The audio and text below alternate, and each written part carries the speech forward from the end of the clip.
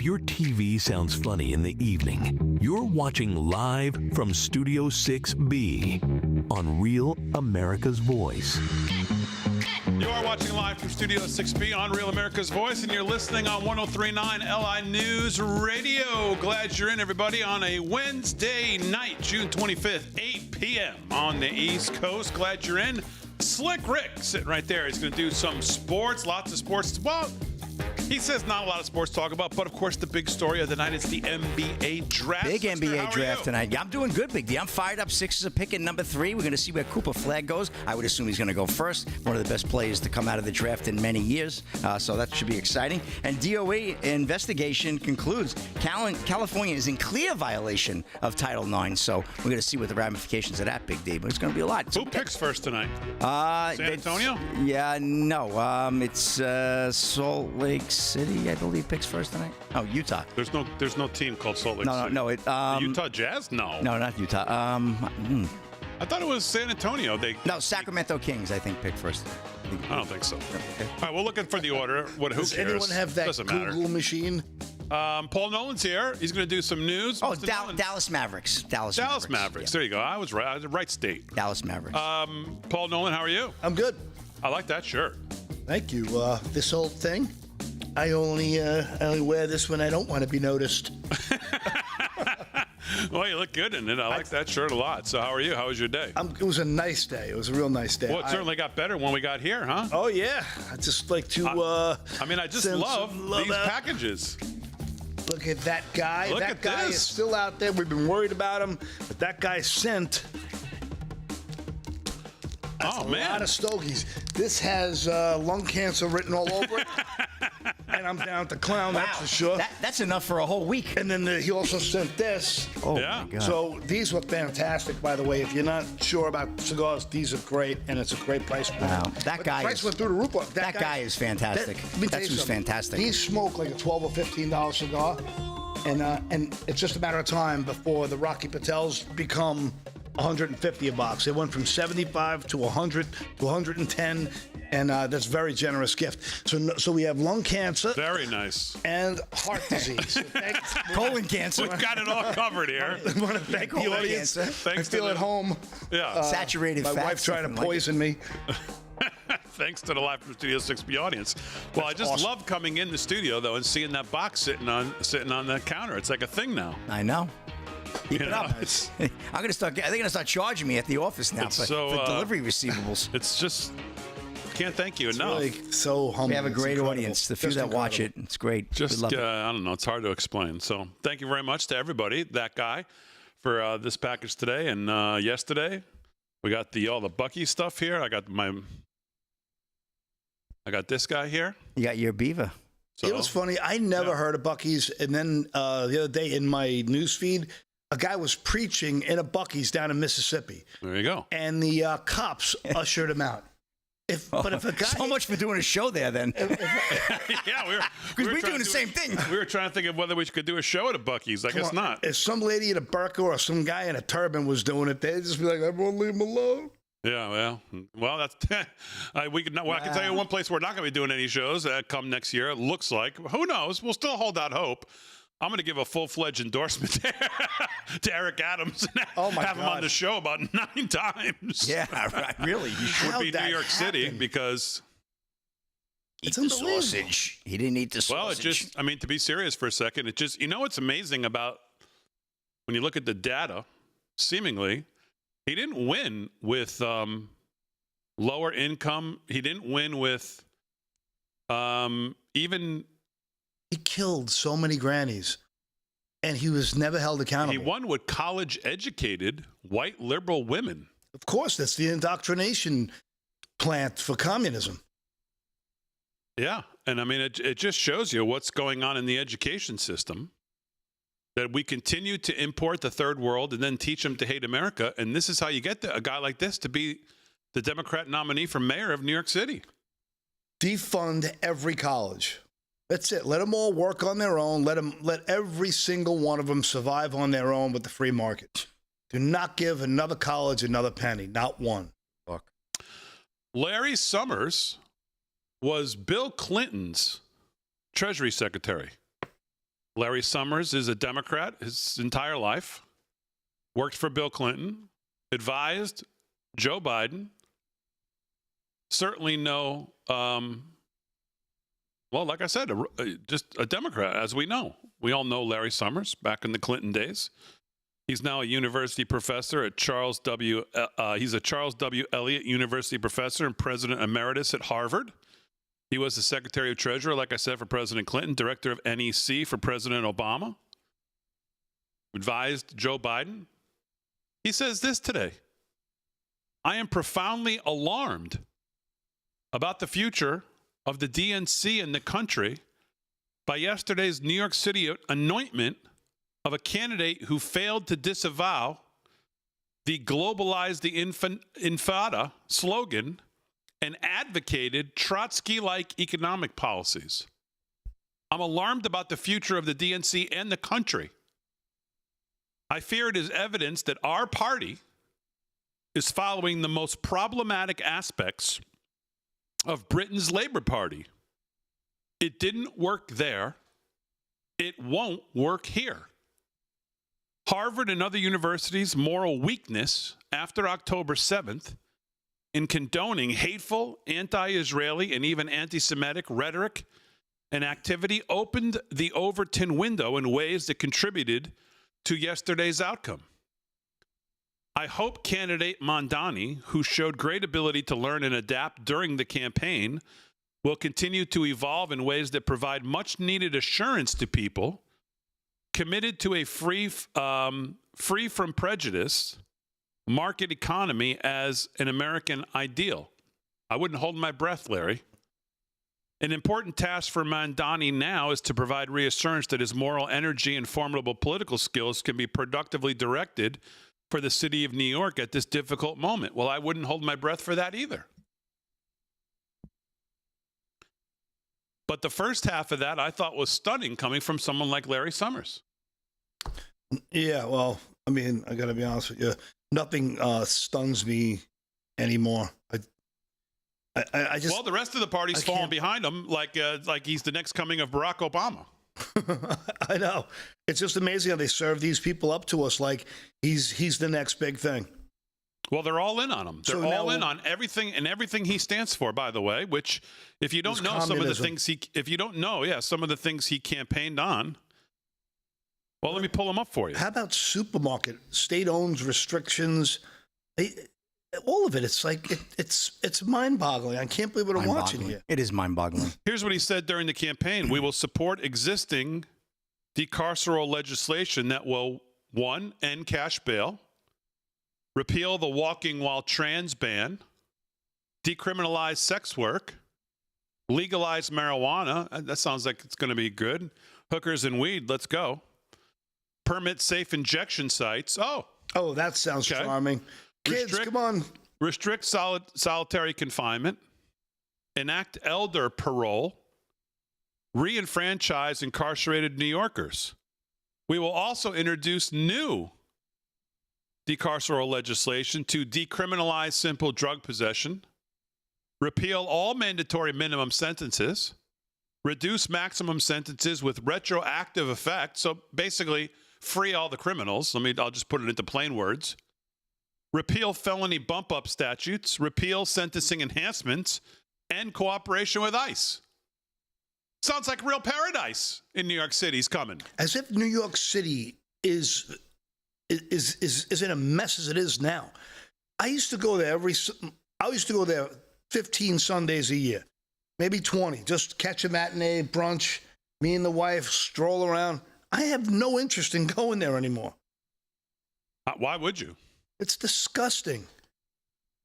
TikTok helped New York City elect a socialist who wants city-run grocery stores. This is Mark Dubowitz on X. Pushes tax hikes and rent control, driving the wealth flight and worsening the housing shortages.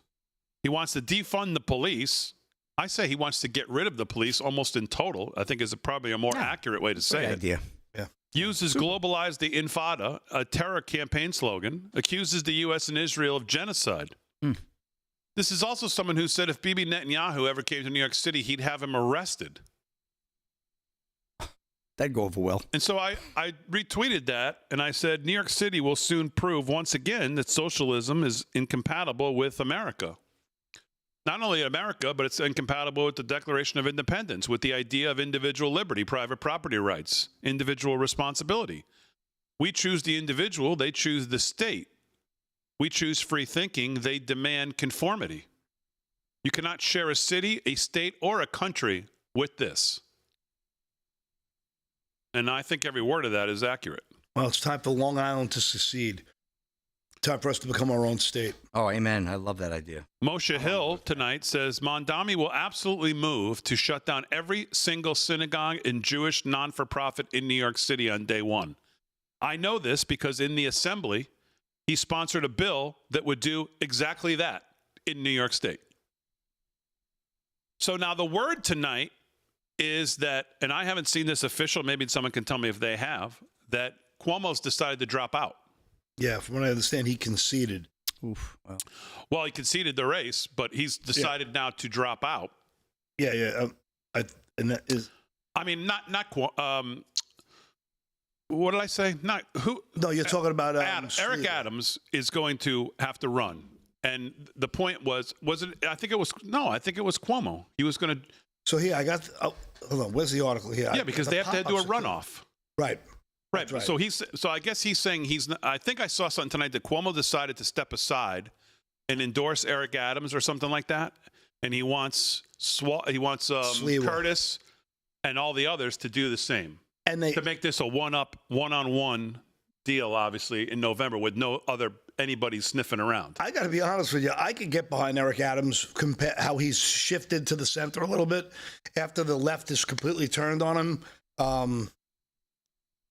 That has to happen. This guy cannot win. This can't happen.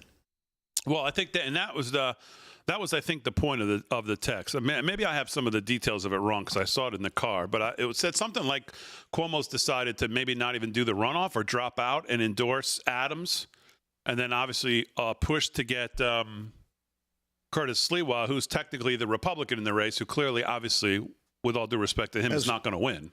No Republican is going to win anything in New York ever. And definitely not Sliwa. Huh? And definitely not Curtis Sliwa. So get this to a one-on-one race to try to keep this lunatic from winning.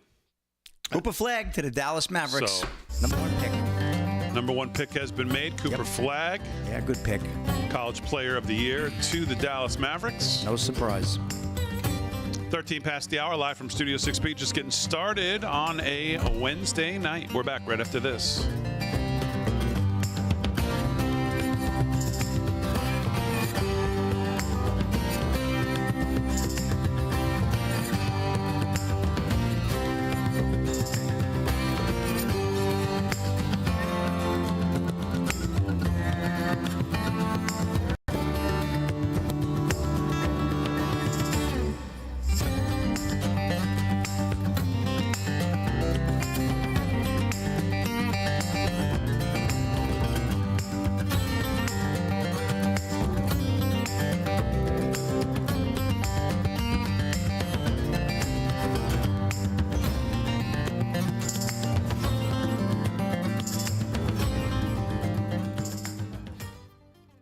It's not. I can't find where I had it on the New York Post, which is where I had it.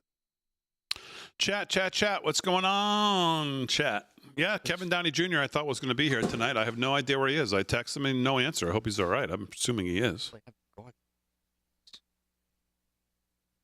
Damon, please look up the Communist Control Act. Yeah, I know. I saw that. I see what everybody's saying. I'm not sure that I don't think that's a great look. I don't know that I'd be in support of that, trying to pull that. I didn't hear. What was that? Well, people are bringing up the Communist Control Act of Trump, saying that he won't allow this guy to serve. Like, we're going to pick the candidate. I don't think that's a great road to go down. Go that far either. No. Let's just.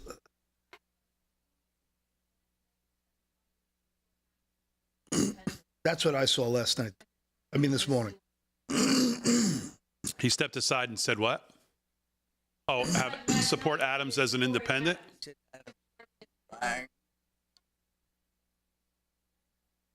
Okay. I mean, the whole idea of it, though, is to get everybody else out, so make it a two-man race between the two. And Right. yeah.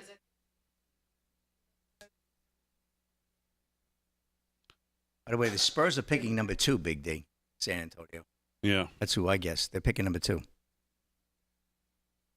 Then you're Happy graduation to your son. Thank you, Melody Lewis, on Facebook. That's tomorrow. tomorrow. It's all over, huh? It is all over, man. He passed with flying colors. And, you did great. He was on his roll, right? He was on a roll. And all He was that? everything, Yeah. national this, He's a national great that. kid. Wow, He what did a- great. He worked hard. But trust me, it doesn't come easy for him. I'm sure it doesn't. 2 parents as teachers. Pretty good. He had to work his butt off to get the grades he got Yeah, well, he's an overachiever. and do right? what he did, playing Yeah. sports. And, Hey, he played sports too, volleyball, basketball, right? Yep. I did something with my kids. If they got 4 O's, I paid for 90% of their college. If they got 3/8, 80%. 3/6, and I gave them a scale. That's pretty cool. I wanted them to have, I needed them to have skin in the game, and all of them just killed. Mm-hmm. Much to my chagrin, because You gotta C's pay. get degrees, and I wouldn't have to pay for it all. You had to pay a lot. C's get degrees. Paul is still paying. No, still paid. Cooper flag.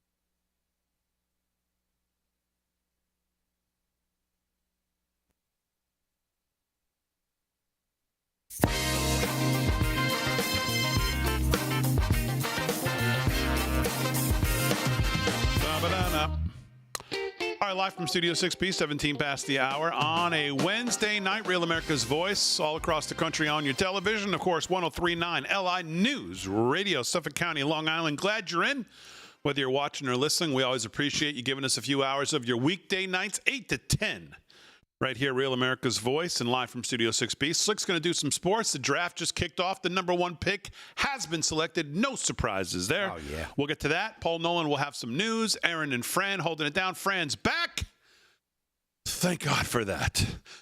No, Rick Delgado tonight. I don't even know why. I don't know. Delgado's got something. He said, I've What got even something. is that? No, I'm sorry. Yeah, I don't even know why. Where he Not is. funny. Do you know where he is, Slick? Yeah, I'm trying to He didn't think. tell me. He just said, I need the night off. I said, okay. Something Yeah. Yeah, about nobody. We have no clue. something about a cabaret. Something. I don't know what that was. Yeah. Something about Maybe it was another midnight hammer. UFOs. Yeah, He's going to so- get hammered over midnight. He's sitting on his roof with a telescope looking for who knows what. So UFOs. yeah, he'll be back tomorrow. KDJ, I thought was going to be here tonight, but we have not heard from KDJ. I texted him, but no response yet. So we're not sure where Kevin Downey is, but he could be curb stomping and slapping around some pinko commies somewhere. Pink. So who knows? So, It's so Archie. so Bunker. we're I love here. it. I will not be here tomorrow night. So those of you who hate the show with me on it, rejoice. Tomorrow night's your night. 18 past the hour. Let's do some sports, Slick. What happened in the draft? Well, just east of the Berlin Wall in Brooklyn, they have a big draft tonight, Big T, the Barclays Center. Here we go. Well, Cooper Flag was obviously the first pick. We know that. And the guard from Rutgers just went to San Antonio. Wow, Dylan Harper. Yeah, great guard. So he was number 2. And Sixers are going to have to end up picking a guard, too, because I think the next 5 guys in line are all guards. So we'll get somebody, I guess, to play. We'll This see what kid's a happens. good player, man. Son of player. Ron Harper, obviously. Yeah. Yeah, he's a good player. Boy, he turned it around for Rutgers this year. Yeah. How He did had a Rutgers really good even season. get him? He carried them right through. Good size for a guard, too. Yeah. So we'll Yeah. see. That'll be very interesting. So we'll keep tracking the draft. Philadelphia 76ers, my basketball team that hasn't done much in the last 43 years. They're picking next, so we'll see who we take. But I have a feeling they're going to get stuck with taking a guard. Now, do you have somebody you want them to get? No, I No, really because don't. you couldn't name who the next 3, 4 play at gunpoint. You couldn't even name who's coming up in this draft. Nobody. It's nobody. It's not a great draft this year. I mean, Cooper Flag was way, shoulders lengths above everybody else. But other than that, it's just a bunch of guards that are available. That's really all you have this year. I mean, Ace Bailey, right, for another guy from Rutgers, and he's 6'8", and VJ Edgecombe, who I'm not even really familiar. The kid from Baylor, I'm not really familiar with him at all. So yeah, there's not much in the draft this year, Big D. But we will track it tonight just the same. We do have some NBA fans.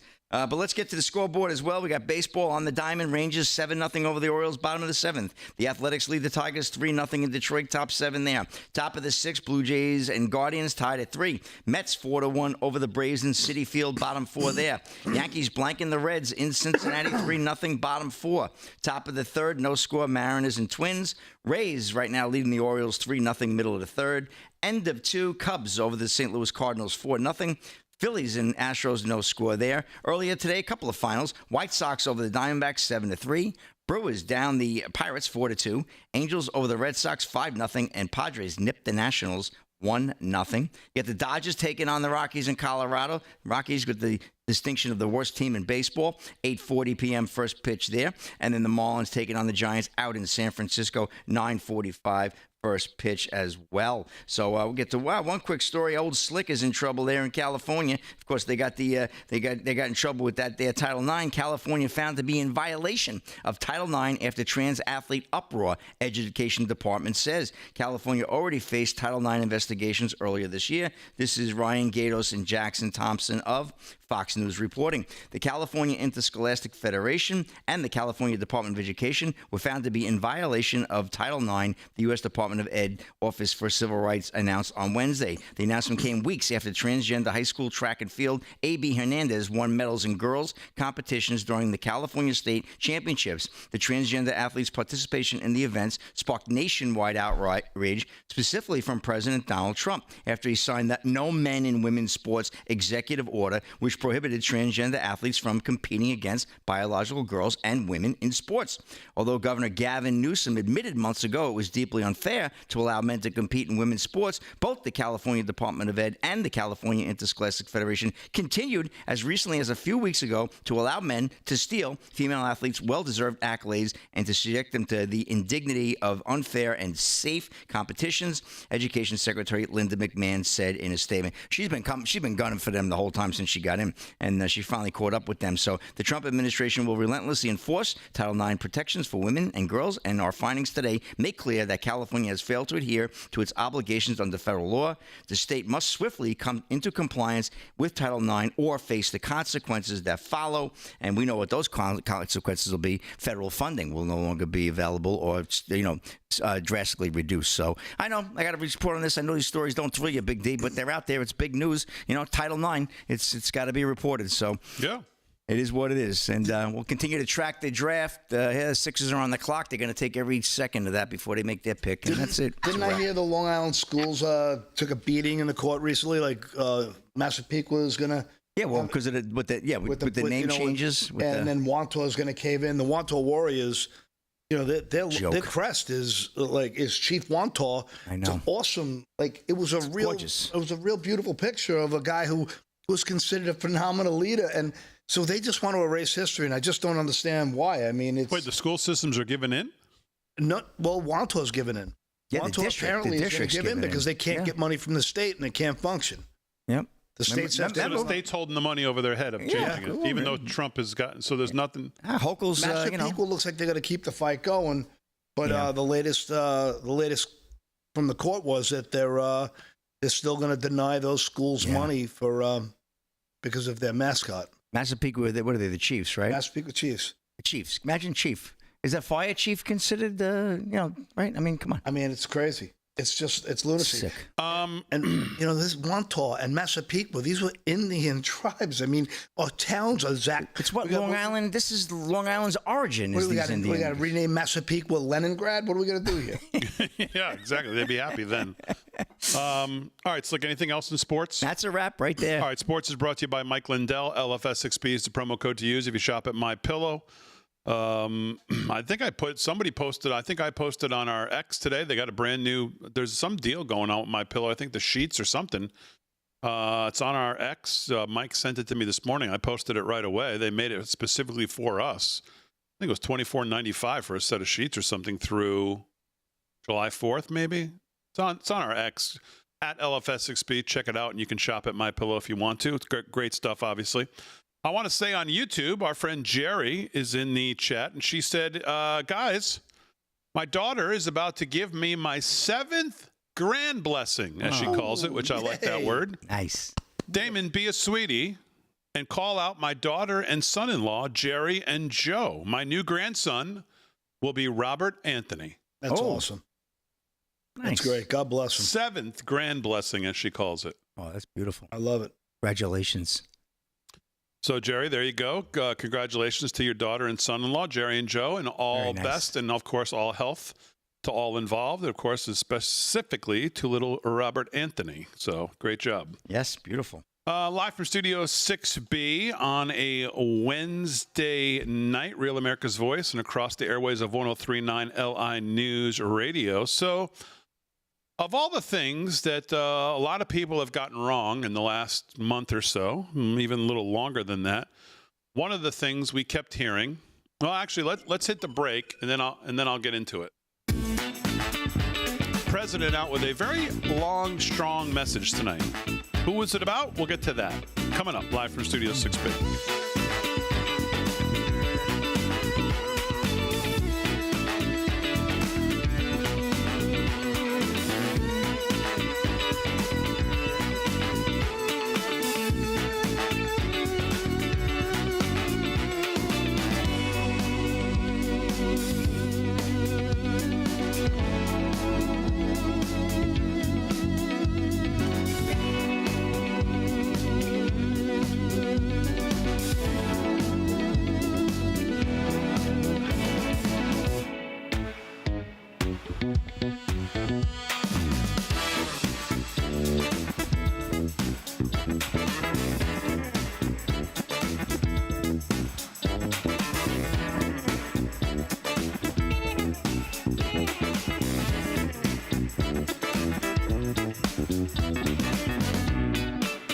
He'll make a big difference. He will not. Especially with Tyrese Maxey. What do you need him for? They got a couple of good guards on that team already. They don't need. And all they had was guards. 5 guys in a row. Guard. All best 10 guys available. 7 of them were guards after Cooper Flag went. Look at this. Oh, boy. I don't know how the NBA salary cap works, but in the NHL, the cap is great because the first 3 years, the maximum a player can make is $1 million a year. And then up till 27, before they become an unrestricted free agent, you can still control their salary. You can kind of control the player. The NBA, don't they give these guys like ungodly amounts of money in the first round? Yeah, of course. And they smash the daylights out of the cap? Yep. I don't know. Developing shooter? Why not take Con Kniffel then if you're looking for a shooter? That's what I need. Been developing for 43 years. Because Con Kniffel can't do that. That's for sure. Okay, Slick. I don't know. He looks pretty good. Got a nice dunk. He looks small, though, doesn't he? Yeah. Got a nice dunk. Well, that's what they say about Al. He looks small, like I'm Abdul-Jabbar over No, here. Allen Iverson, man. I mean, look at him, boy. What a dog he was. But that was that's a once-in-a-generation player. All right, chat. What's going on in the chat? All right. Let's see. Oof, just there, huh? Okay. Carol Osborne on Facebook has another grandchild on its way. A baby girl, 5th. Oh, A lot of grandkids in this God audience. bless you. That's my favorite, though, seeing the moms and dads so happy crying. Well, in Ro this case, Johnson just says, I moms have at the 8. NBA. 8? Wow. Do I hear 9? Anybody got 9? 8. Who's got 9 grandchildren? All right, everybody. Oh, stop amazing. making more babies. Get the kids out there making babies. We gotta compete. Too expensive. I know, but that's the problem. I mean, Too expensive. immigrants babies. come to this country and they have like 37 kids. Well, you can have free childcare in New York City, Paul. There's an opportunity. You're going to have that next year. Free childcare. Who the hell's going to pay for that? Hello, J.E. on YouTube. What's going on, everybody? Damon, get Curtis on the show. Tweet Potato. Let's see. Curtis? Put on a suit, asks on X. Melting still on the island? Yes. At one point today, I was in my car, parked, and I looked at the thermometer, and it said 112.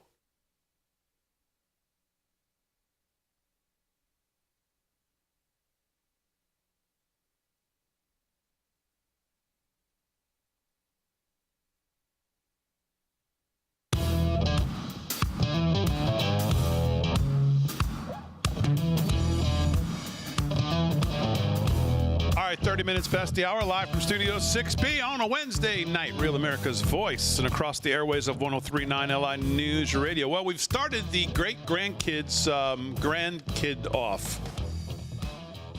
We now have DB on Facebook says she has 14. Wow. And oh no, she's not in the lead, because right after that, Patty Evans on Facebook says, I have 18. Not a joke. Name that tune. I can name that tune. So as of right now, Patty Evans, I believe, is in the lead at 18. And she may be the winner of a free T-shirt if 18 holds up. 18. So 18 right now is the leader in the clubhouse. I see a lot of other great ones. I have 7, I have this, and God bless all of them. But right now, 18. Gail, nice try on YouTube. She has 15. How do you handle 15 or 18 kids at Christmas? Just what do you got? Like, give everyone a PB&J sandwich? What do you keep up with that? Yeah, you have a lot of munchkins at the house. That's Holy cow. Yeah. That's great, though. I love hearing that. I'm just seeing if I missed any, but 18, I believe, is the leader in the clubhouse. So, wow, that's a lot. I hope that's not just from. I hope you don't only have like 2 kids. I hope you have like 4 or 5 kids. 18, man, they got busy.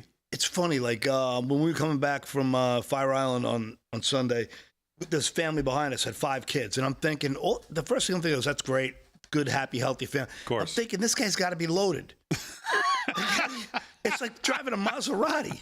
Like, how do you afford 5 kids? Man, if you have kids, that's. You wonder how people do it with more than what you have when you're struggling to do what you're doing. It's just, man, I mean, anytime I see a family of more than one girl and they've got anything they do that looks like dancing, and I think, oh, man, where'd you take your loan from to get through the dance bills every year? Yeah. You do it with 3 kids, 3 girls, 4 girls. Oh, my God. What does that cost a year about?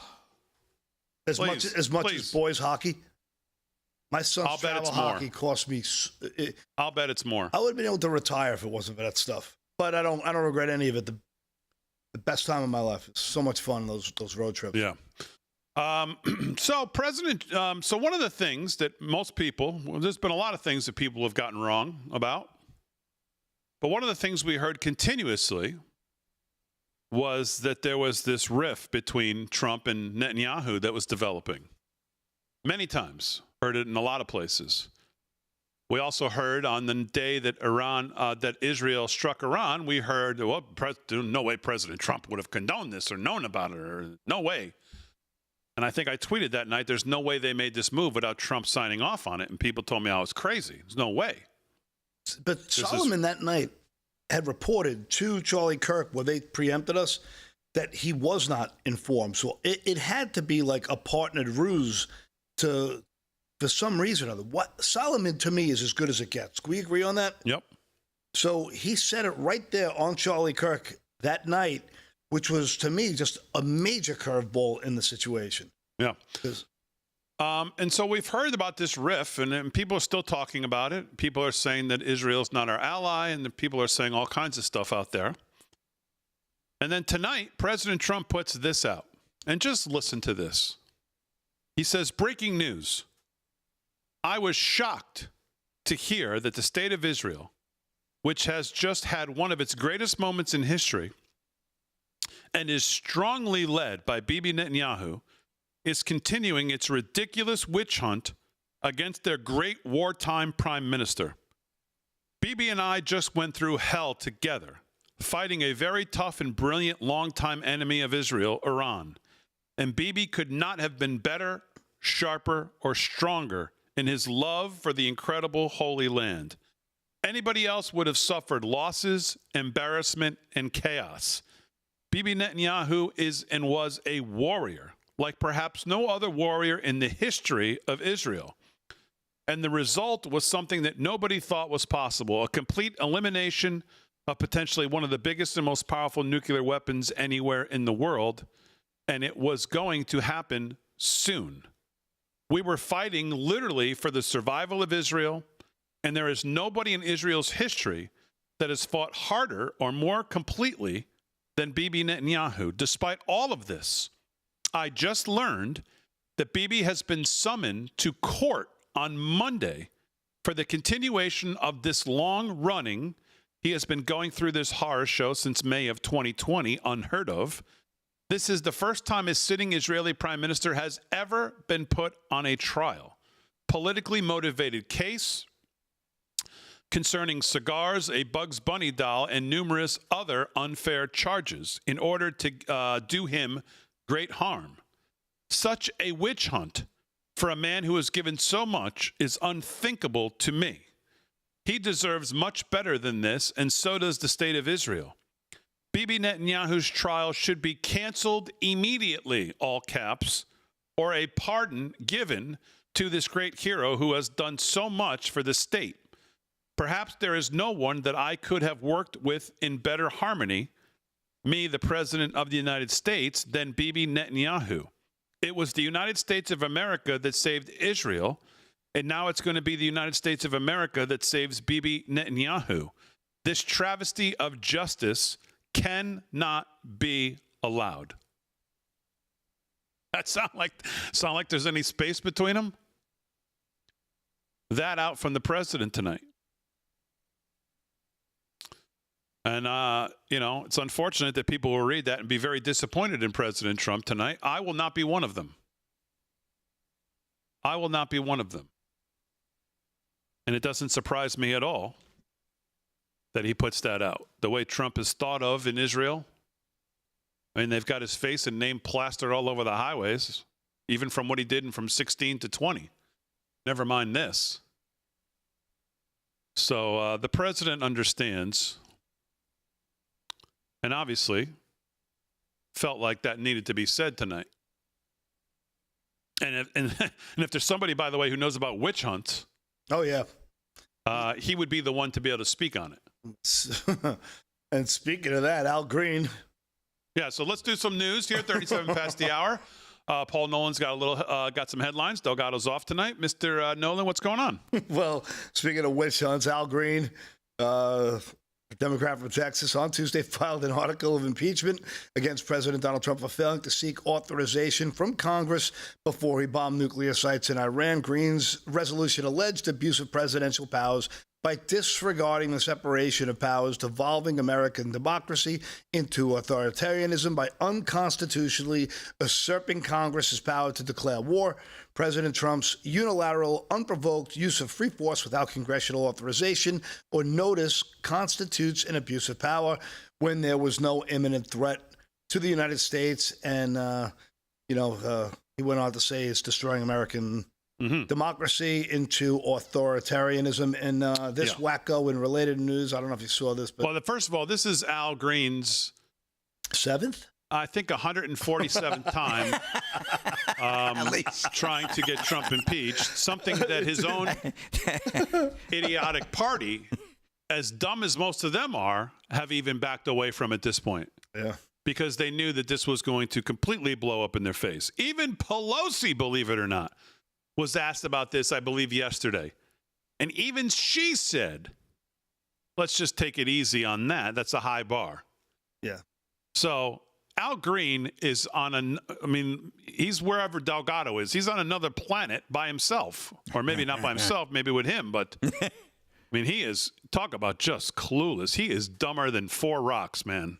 Well, Jamie Raskin also said this on he's dumber than 3 rocks. This guy right now, man, talk about one of the all-time greatest losers in American politics. This guy's just remember, he's an ankle, 3 feet lower than a butthole. Yeah.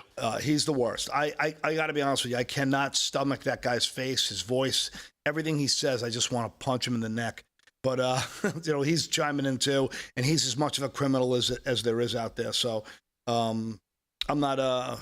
What's he saying? Oh, I didn't know if you want me to follow up on that. But he said that on to Alicia Mendez, you have Representative Alexandria Ocasio-Cortez calling the president's decision to bomb Iran without authorization a grave violation of the Constitution, saying it is absolutely and clearly grounds for impeachment. Real quickly, do you agree and disagree or agree? And he said, I couldn't read the whole thing, but it sounded like I agree with that it's an absolute violation of the Constitution. She asked, is it in grounds for impeachment? And he said, well, without saying what anybody should do in any particular situation, undoubtedly it's a violation of the war powers of Congress. The usurpation of war powers and Congress. He should be impeached. It is an impeachable offense. We should leave it to Congress based on the War Powers Act. Okay. Right. And I believe that has been proven by constitutional lawyers that is fully within his rights. If it was an escalation of war for over 60 days, they would have to go to Congress. And I like the idea of Congress voting on wars. I don't want one guy to decide, like Obama and the State Department with Hillary. And, I'm not a big fan of that. But he was within his presidential rights. And let's be honest, this is not I'll be the first to admit, when I screw up, I'm open to it. I was assuming this was just going to be another neocon payback. The way this went about it, where it was just a strike, in, out, done, I'm good with that. So the fact that really there were no civilians killed, there were no innocents killed, there were no non-combatants killed, no women and children, and they eradicate, with such precision. It's, to me, I'm going to give it a pass. It just tells me that Trump is in full control, and this is not the deep state making decisions. And so I won't lie when I say that this is so much better than I thought it would be. Obviously, we know there could be escalation, right? We're not saying it's over. There could be, some retaliation. But I get the feeling that Iran just wants to be left alone at this point. They say, all right, we're good. Let's just do commerce with the rest of the world. So I hope that this was a spanking of the dog. Of the ages. Yeah. This moves on from this, and let's just get commerce over chaos. ICE tonight has announced that it has arrested 130 Iranian nationals across the U.S. in the last 7 days amid security concerns. And I saw that the Democrat nominee for mayor-elect last night, Mondami, is talking about how he's going to be a real tough guy and stand up to Tom Homan when the time comes, if he assumes the office. And I think Tom Homan was asked about that today. And I think as he got done laughing, he said, right. Good luck with that. Yeah. And I don't know if you remember Trump saying to AOC, yeah, bring it on. Impeach me. Bring it on. So. And there's other news about national security. I'll get to that from Just the News, talking about countries of concern like China. Hundreds of scientists are being probed, so we'll get to that next. All right, we'll get to that. News, sports coming up, and then we'll talk about the war powers narrative that all the Democrats are jumping on. Should the president be impeached? Let's find out. Boy. Live from Studio 6B. More to do. We're back right after this.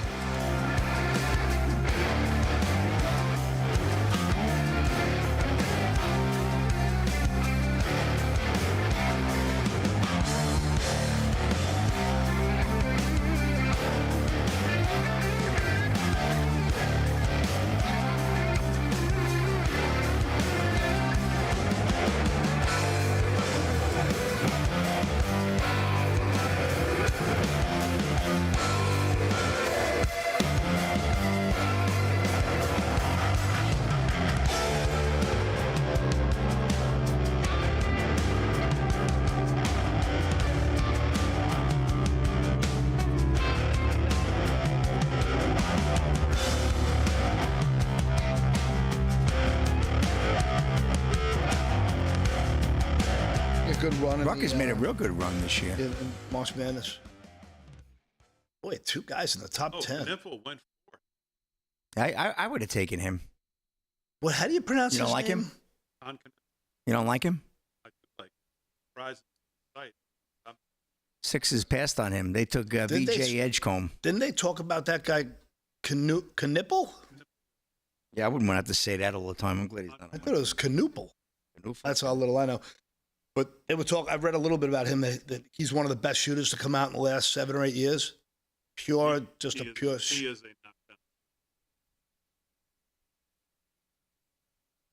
I don't know if I have to say this. Is that 3 white kids in the top 8? Yeah. Top 6 is that? Okay. Huh. Yeah. Al Sharpton's going to have a rally. Call it racism. Yeah, I got to tell you, my two favorite news sources are probably Epic Times and it's definitely Just the News. Just the News is so clean in their reporting. I don't. Can we ever get John Solomon back on? Huh? We ever get Solomon back on? Yeah. I thought maybe he got too big for us. I don't think so. I bet he could drink more beer than. Then who? You? Yeah. No chance. No chance. No? Yeah. Paul can drink a lot of beer, huh? I could drink 4 or 5 now, at most. 4 or 5? And the most slice of pizza, I can only have 3 slices of pizza now. That's the max. How about that pot pie the other night? Do you have them together? Oh, by the way, my son went by Sally. No, I can't drink it. My buttons will just pop off my shirt. My son went to Sally's today. Guess how long the wait was for a pie? Yeah. Hour and 10 minutes. That's not bad. What do you mean that's not bad, hour and 10 minutes? That's not bad. For Sally's? I don't know. Go to the one in New Haven. You'll sit there for 4 hours. That's ridiculous. It is pizza, right? Yeah. Yeah. Sally's, Modern, a Beats, any of those down there. I had to pick up You're gonna pizza wait early. like It was that. 30 minutes. I thought that was long. He ended up just going to Pepe's again, but That's ridiculous. Should have waited for Sally's. There's only so many chances you get to have that. well, he trains up in Connecticut. He takes his goalie lessons there. So he says he'll next time he'll order at Sally's before the lesson at like 10 a.m. He'll try to put the order in, and then he'll pick it up at 12:30. Man, so hard doing yard work today.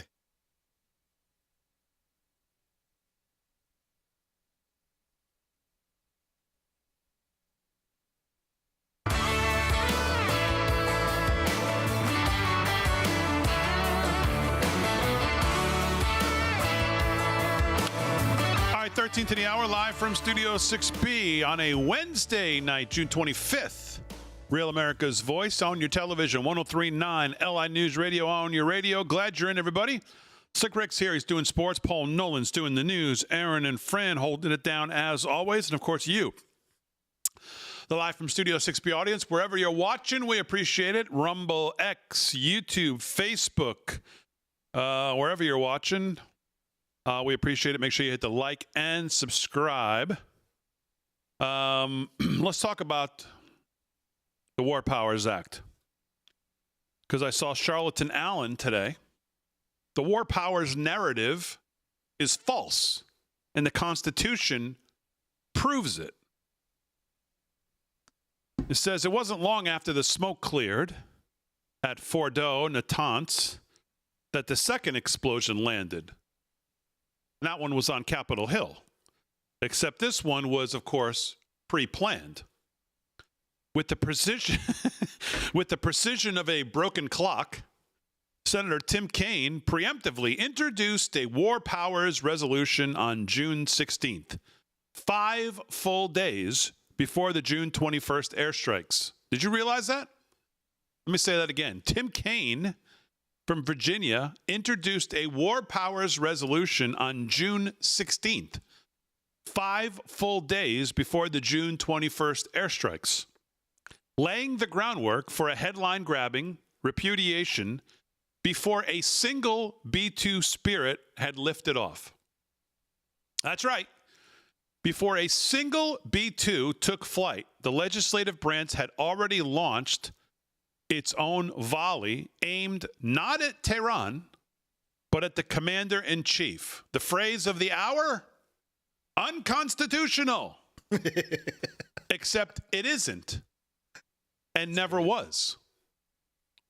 The condemnation wasn't just premature, it was constitutionally illiterate, strategically reckless, and politically performative, which is most of what they do. Article 2 of the Constitution is extremely clear. The president is the commander-in-chief of the armed forces of the United States, full stop. Article 2, Section 2, vests operational command of the military in the president, not as a ceremonial ornamentation, but as clear and foundational authority. Let's go a little further. The president's authority isn't grounded in the Constitution alone. It's supported by statute as well. The War Powers Act of 1973, ironically, the very law now being weaponized against Trump, explicitly acknowledges this power. Section 2C of the War Powers Act, codified as 50 U.S.C. Code 1541, affirms that the president may introduce U.S. forces into hostilities in response to, quote, a national emergency created by attack upon the United States, its territories or possessions, or its armed forces, end quote. Over the past 46 years, Iran has unrelentingly targeted U.S. forces and interests across the globe. It has proxied the killing of American troops through the IRGC. It has done the same through Hezbollah, kidnapped American citizens, murdered Americans, plotted to assassinate President Trump and others, threatened to close the Strait of Hormuz, and engaged in maritime piracy. Tehran has operated as the chief patron of global terrorism, from Beirut to Baghdad to the Red Sea. Iran also funds the Houthi drone strikes on international shipping lanes and has made the destruction of both America and Israel the ideological touchstone of its regime. For Tehran, nuclear weapons are not defensive instruments. They are the intended means to rain fire on the Western world and annihilate our civilization. Whether the acquisition of these was days, weeks, or months away should not matter. The goal has always been the same, and their determination is unwavering. The national emergency is not hypothetical. It's kinetic and enduring, spanning presidential administrations of both parties for decades. President Trump took swift and decisive action to eliminate this threat, at least for now. More to the point, Trump's actions do not require congressional preclearance of any sort. The Constitution grants Congress the power to declare war under Article 1, Section 8, but that's a far cry from requiring approval for every individual use of force. And the distinction is deeply rooted in our constitutional tradition. Alexander Hamilton in Federalist 69 drew a sharp line between the powers of the president and those of a monarch. Unlike the British king, who could both declare war and raise the regular fleets and armies, the president would have supreme command and direct the military and naval forces once raised. This is the core of Article 2 and the proper response to those misrepresenting it today. In our system, control of the military doesn't mean congressional micromanagement. The framers established two distinct political branches: Congress to declare war when appropriate, and the president to exercise military command as the sole commander-in-chief. Each branch has a role, but only one can serve as the commander-in-chief in the moment of decision. Operational secrecy and unified command often demand action before congressional deliberation could even begin. This is a design feature of our constitutional system, one that the founders deliberately embedded and every president has understood, whether they were Federalist, Jeffersonian Republicans, Democrats, Whigs, or Republicans. From the founding of the Republic, this precedent has held. And then he goes through some of the presidents that obviously the examples of exercising military power without any congressional approval. And he says none of these actions involve formal declarations of war or new congressional authorizations. None of them drew any muted protest. None of them were denounced as unconstitutional by the opposition party leadership until now. President Obama dropped over 26,000 bombs across 7 countries, an astounding average of 72 per day. without a single new authorization for use of military force from Congress. Oh. People forget. Well, I guess that hurts your narrative. So, great points. And that's not even the whole article, but I'm not going to bore you with the whole thing. You can read it. It's on our X. But, you know, when you're arguing with people on this and you listen to these morons who keep bringing this up over and over and over again, and I hate to say, so even some who should know better, or at least do the research, and don't just parrot somebody else's, oh, yeah, I think I agree. I think it's unconstitutional. Really? This is the article, at least the best one I've seen so far, to combat that. It's definitely constitutional. The Constitution, including its carefully drawn separation of war powers, is not a suicide pact. And it must not be twisted into one by those seeking political advantage in a dangerous, often unforgiving world. Charlton Allen, attorney and former chief executive officer, chief judicial officer of the North Carolina Industrial Commission. He's the founder of the Madison Center for Law and Liberty. Great article. All right, that's a wrap. Hour 1, Hour 2 coming back right after this.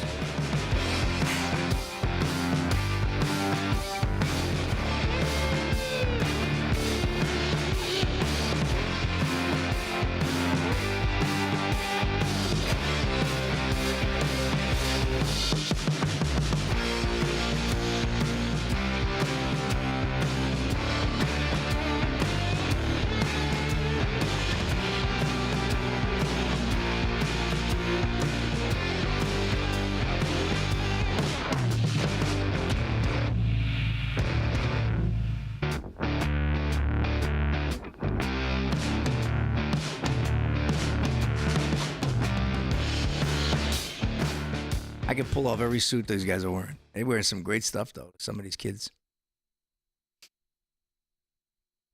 If you could, the Jasmine Crockett clip, if you could play it from your thing.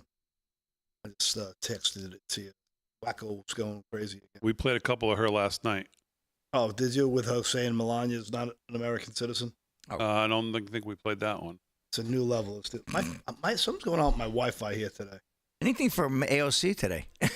You didn't send me a link still, Paul. It came through as text. Let me see. Well, I sent it as a text. I thought that's better for the when you want to do Twitter.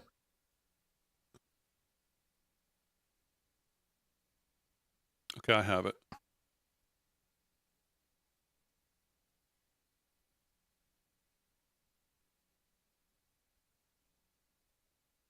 You care about this?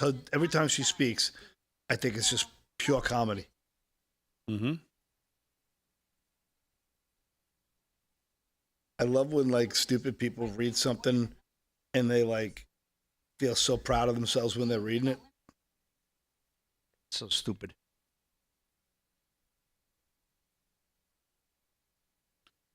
Ba, ba, ba, ba, ba, ba, ba. Damon, where can I buy LFS6B merchandise? What? Live from Studio6B.com, my Come friend. on. That's no surprise. Live from Studio6B.com. Are we selling Bucky's merchandise on Studio? We should have our own Bucky's line, Big D, right? You know, the Studio 6B Bucky line. Roger called me. He says there's a Sally in Rocky Hill or Weathersfield. That's where my son went today, Weathersfield, right? Yeah, that's the new one, yep. 1 hour wait for pizza. Yep. The original one's in New Haven. That's the one that's like, you almost can't even get in. Really? Have you had pizza there? I've had Sally's? Yeah, I had Sally's once. Once. Good, huh? I mean, if you like that style, if you like that thin, crispy. I do. I love that thin, crispy. Sauce they use is a little tangy. Well, I like that. That sounds good to me. Yeah. I like those There's pizzas. nothing like it around here. The pizzas you've been picking up on Friday pizza, night? like Paul says, the race to the bottom. No, but the pizza, that sausage crumble the other night, that was really good. Their pizza is really good because they're doing it differently than everybody else. There must be because it's pizzeria. It's very unique, and even that upside down pie with the bacon. Yeah, ooh, the pizzeria pizza is really good. Excellent. One of the best I've had in a number of years, to say. Yeah, that sausage crumble, that didn't last too long. I said, let me get myself another slice. Forget about it. Get it on Friday again. That was good.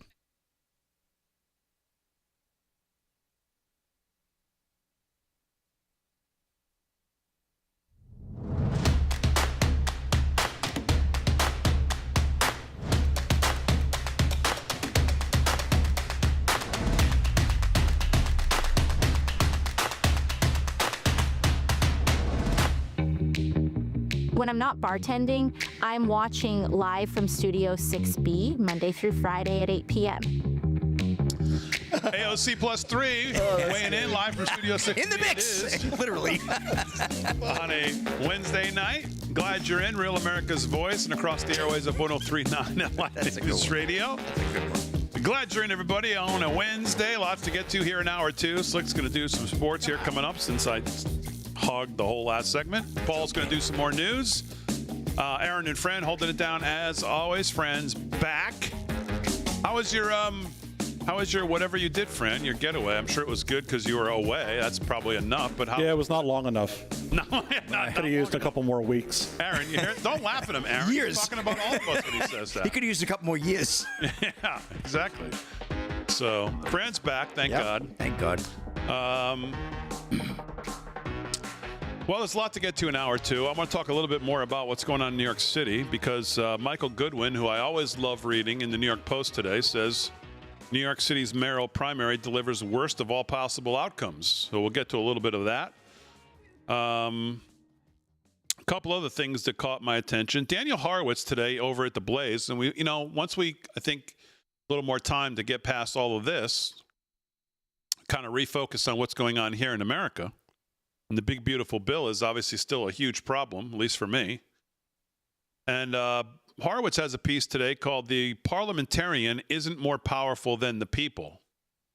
And he's accusing Republicans of hiding behind the parliamentarian here so they don't have to actually address the issues in the big, beautiful bill, like the green subsidies that they don't want to get rid of, the salt tax that New York is fighting for, which, boy, if you think of a reason to get rid of the salt, get rid of it completely, this election would be another one. Can you imagine having to subsidize New York when guys like this get in charge of it in the policies they want to put in place, and they want all these other states that don't tax their citizens to absolute death to redistribute wealth up to New York so they can fund this crap? I mean, give me a break. So we'll talk a little bit about that if we have some time, but right now, let's do some sports since we didn't do any last segment, and a lot going on tonight. NBA draft is going on tonight. Cooper Flagg, of course, the #1 pick on his way to the Dallas Mavericks. And we'll see if that young man ends up being the superstar that it looks like he's going to be, obviously, as he starts his NBA career in October. Yeah. But the draft's going on. Let's see what's going on with sports. It's brought to you by Mike Lindell. LFS6B is the promo code to use. Slickster, what else is going on? Well, let's get back out to the Barclays Center. Big deal. Let's recap the draft here. 76ers select VJ Edgecombe at #3, and Ace Bailey falls to the Jazz. ESPN reporting, after a disastrous season, and I do mean disastrous, where Joel Embiid only played a handful of games before needing knee surgery, Philadelphia's reward was getting the 3rd pick in Wednesday night's NBA draft, which they used to select Baylor guard VJ Edgecombe. Edgecombe, who was part of the Bahamian national team last summer, alongside multiple current NBA players, is an explosive 19-year-old guard who could be a long-term complement to all-star guard Tyrese Maxey in Philadelphia's backcourt. Well, I'm hoping this is the Bahamian Rhapsody with this kid because they sure need some help there. The 76ers pick nearly went to the NBA champion Oklahoma City Thunder as part of the Al Horford-Danny Green swap 5 years ago, but it had a top 6 protection, letting the Sixers retain it. Meanwhile, Ace Bailey, projected for most of the season as the 3rd pick, ended up falling to the Utah Jazz at #5. So I had San Antonio and Utah. They were top 5 picks. The Rutgers star had a chaotic pre-draft process that included canceling a meeting with the Sixers. Bailey's teammate at Rutgers, Dylan Harper, went to the San Antonio Spurs with the #2 pick, while, of course, Cooper Flagg, as Big D has mentioned, was drafted #1 overall to the Mavericks as expected. At #4, the Charlotte selected Con Knuppel out of Duke, a sweet shooting guard who should help a Hornets team that struggled to hit and the three-point catch and shoot. So we'll see what happens there. We'll keep you up to date on the draft. NHL news, NHLPA negotiating 84-game season in new CBA sources say. Paul, do you think 2 more games is going to make that much of a difference? Yeah, what about $2 million a team? I don't know. Yeah, I mean, I just don't see. I mean, you're going to do something, make it 4 games, 6 games, 8 games, something like that. I think. Make it less games. and don't do it at all. Yeah, well, sure. I mean, the fatigue with the NHL playoffs, how many months does that go on? This is Greg Wyshynski and Guys are Kevin killing Weeks themselves as it is. of ESPN, no doubt. And the knees really take a beating with this game. The NHL and the NHL Players Association are negotiating a potential increase to an 84-game regular season during the collective bargaining agreement talks, sources told ESPN today. An increase over the current 82-game schedule has been discussed internally by the NHL over the past few seasons. The league has been considering scheduling alternatives after some franchises complained about an imbalanced number of division games against rivals.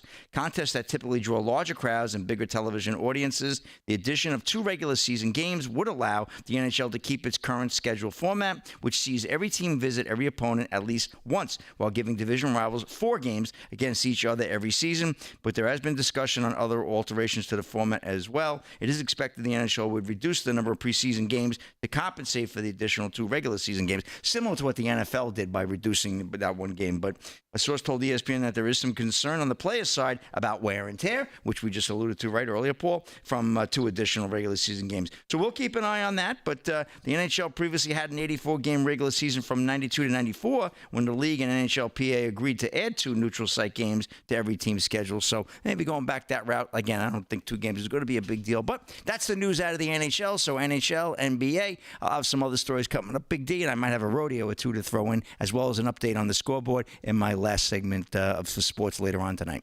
That's a wrap. I don't understand why they keep expanding. I mean, what's next? 100 games? Well, football's talking about it going another game, too. 18, I know. It's crazy. Yeah, they're talking about letting wear that and tear. season go into the end of February, where the Super Bowl will be right before March Madness starts for the TV ratings. I mean, the car industry loves it. You know, big tech loves it. It's all about the marketing dollars. Got Paul. all. I know. It's not about whatever. Meanwhile, who pays us? Yeah. Meanwhile, there's no fan union. No. There should be a fan strike. Now you're onto something. If you're not, the fans should unite, have fan strikes. So this way, every ticket's affordable for a working guy. You know what the problem is? Fans can never agree. Yeah. We'd never be able to get together. I got to be completely honest with you. I'm so glad I took sports out of my life. It was such a distraction. I don't need it. I don't miss it. I don't care. Other than my Islander hockey and my New York Giants football, I'm done. Yeah. All right, 7 minutes past the hour, live from Studio 6B. Sports is brought to you by Mike Lindell. LFS 6B is the promo code to use. Let's do some other headlines with Paul Nolan. Headlines are brought to you by our friends at EternalLifeCoin.com. Eternal Lifecoin, all one word, EternalLifeCoin.com. Paul Nolan's got him. What's going on? Well, I don't know if you guys saw Pete Hegseth today on the news. He was fantastic. He talked about the fake news and the narratives. He ripped CNN, and as did Trump, for its report stating that the key components of Iran's nuclear program were not destroyed in strikes on Saturday based on a description of an early U.S. intelligence assessment. At the NATO summit in the Netherlands, Trump read a report from the Atomic Energy Commission of Israel and stated that United States strike on Fordow destroyed the site's critical infrastructure and rendered the enrichment facility totally inoperable. But the reports that Iran's capability to develop a nuclear weapon was set back many years. In contrast to CNN's report, which said the mission likely only caused month-long hindrance to Iran's nuclear program. Did you see Hegseth? I did. I listened to a little bit of it in the car. I thought he was fine. More interestingly for me today, and again, but I don't know what the rules are today. We don't believe the CIA, or we do believe the CIA, or what's the? Well, I mean, here's hard for me to keep up with what the rules are. Well, I mean, what's the history?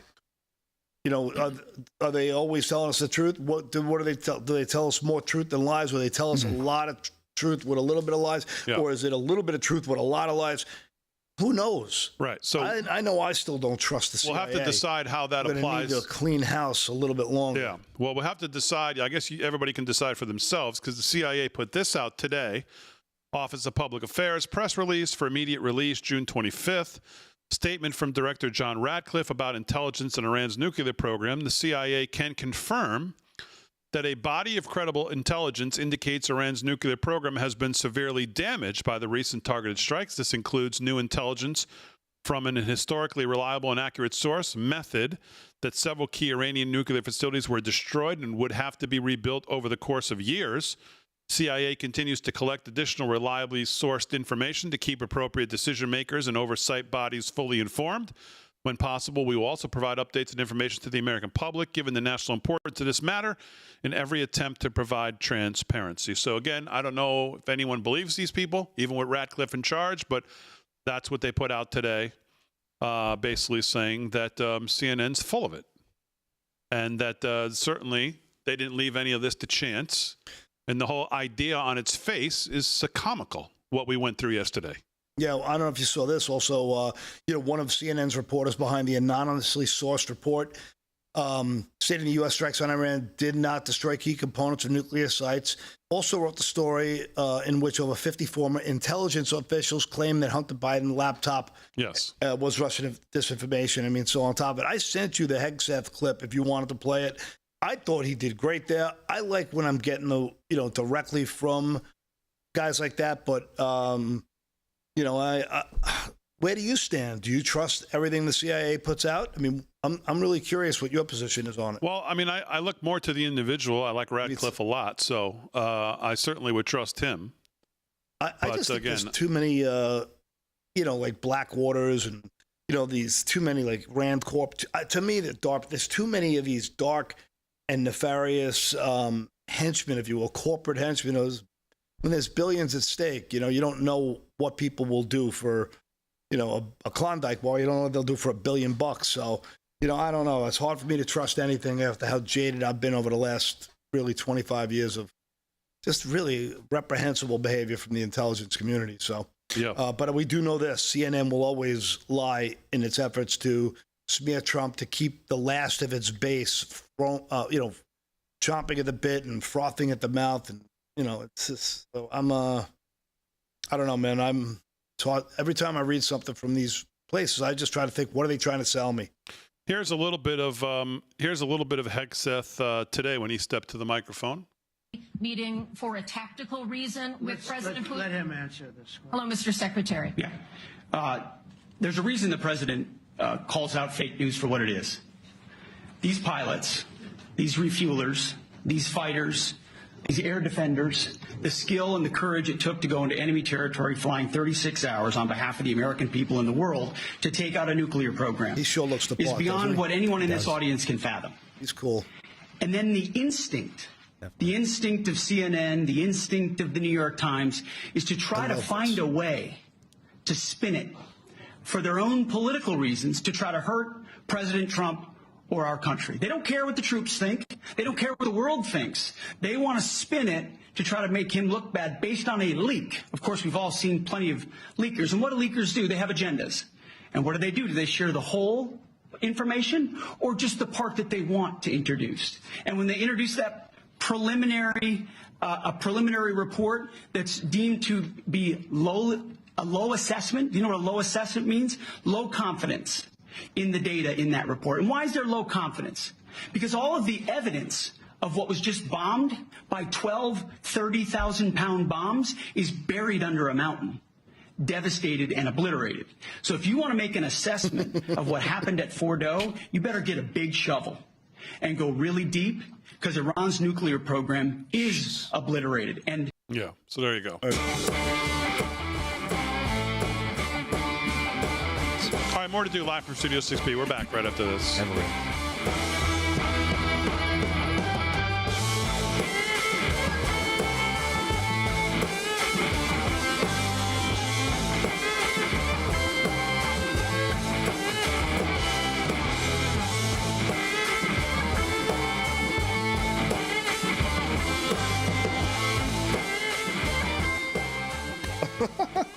You got me. That was good. He's at the door.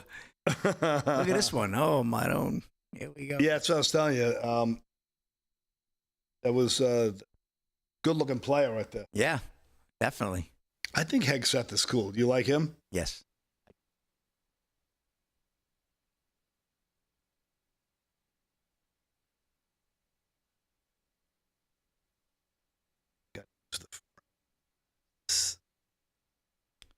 Got any guests tonight? What's going on? I don't think so. Oh, we do? Oh, see? We have any polls tonight? We got a guest. Oh, he's.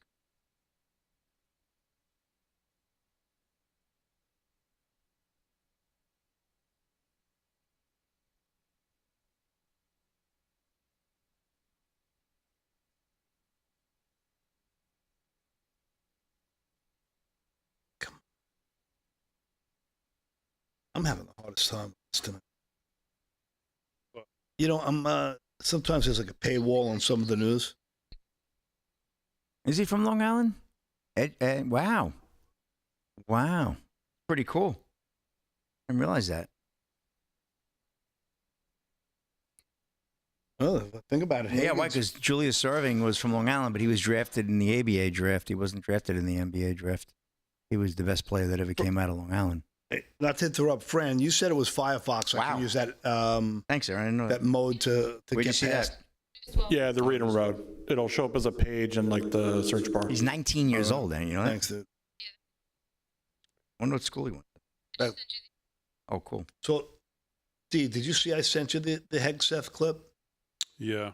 I don't know. Oh, is that right? Stuff.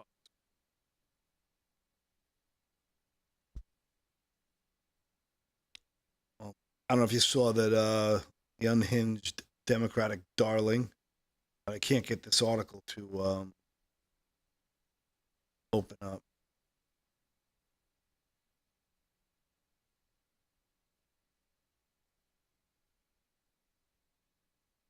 Edgecombe was from Long Island, Big D. The Sixers drafted the kid. And now we'll have Hagen's.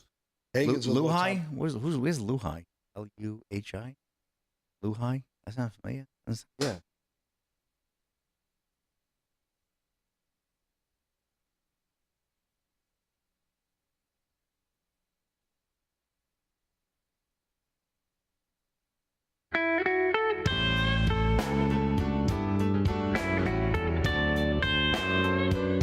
It sound like the blues, 17 past the hour, live from Studio 6B. Let me talk to you about our friends at the Wellness Company. A new administration in Washington, D.C. has brought a lot of positive changes when it comes to fixing our broken healthcare system. But the reality is, however, that there's only so much the government can do.